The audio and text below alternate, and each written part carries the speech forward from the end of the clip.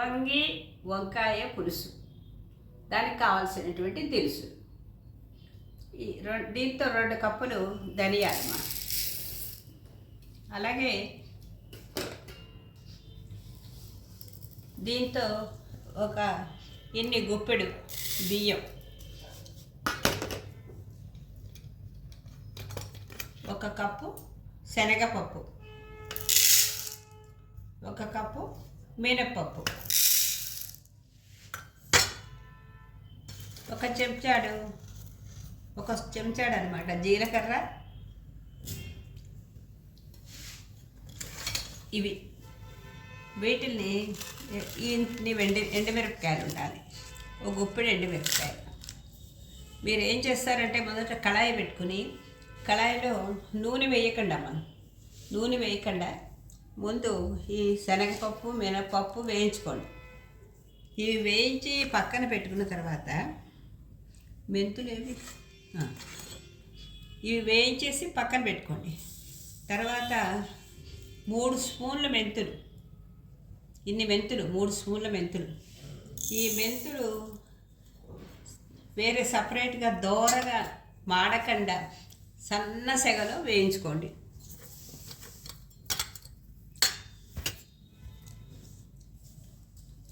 ధనియాలు 2 కప్పులు చెప్పా కదా, అది వేయించి తీసాక ప్లేట్లో పోసి ధనియాలు 2 కప్పులు వేయించుకోండి.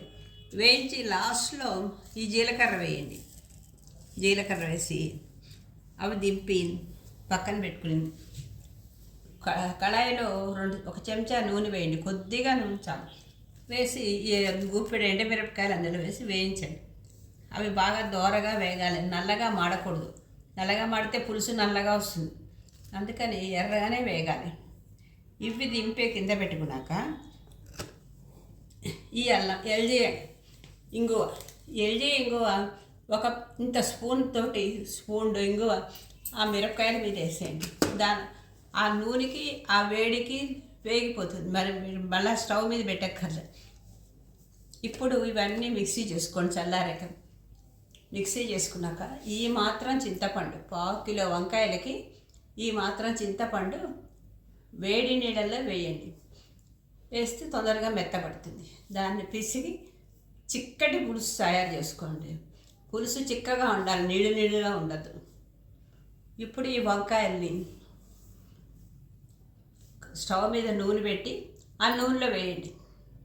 మెల్లగా వంకాయలు వేగుతుంటాయి. ఈలో 2 ఉల్లిపాయలు, ఈ సైజు ఉల్లిపాయలు సన్నగా కట్ చేసుకోండి. కట్ చేసుకున్నాక 4 పచ్చిమిరపకాయలు ఊరికే పిన్నీస్తోటి ఇలాగ చీరండి, కొయ్యద్దు. ఇలా ఊరికే దానికి ఘాటు పెడితే చాలు. ఈ ఉల్లిపాయ ముక్కలు ఆ వంకాయలు వేసేయండి, అలాగే ఈ పచ్చిమిరపకాయలు కూడా వేసేయండి. ఇది ఉడుకుతున్నప్పుడు ఇంత ఉప్పు పసుపు వేయండి. ఇవన్నీ దగ్గర అవుతున్నప్పుడు ఈ చింతపండు పులుసు అందులో పోయండి. పులుసు చిక్కగా ఉండాలి, కొంచెం బాగా అదంతా ఉడికి నూనె తేలుతున్నప్పుడు మెల్లగా సిమ్లో పెడితే నూనె తేలుతుంది. ఆ నూనె తేలుతున్నప్పుడు 1 అర గ్లాసు నీళ్ళు పోయండి. పోసి ఈ చేసిన పొడి, పులుసు పొడి ఉంది కదా మనం చేసుకున్నది, ఆ పులుసు పొడి 3 చెంచాల నీళ్ళల్లో కలిపి అందులో పోయండి. అప్పుడు ఆ కూర దగ్గర అవుతుంది.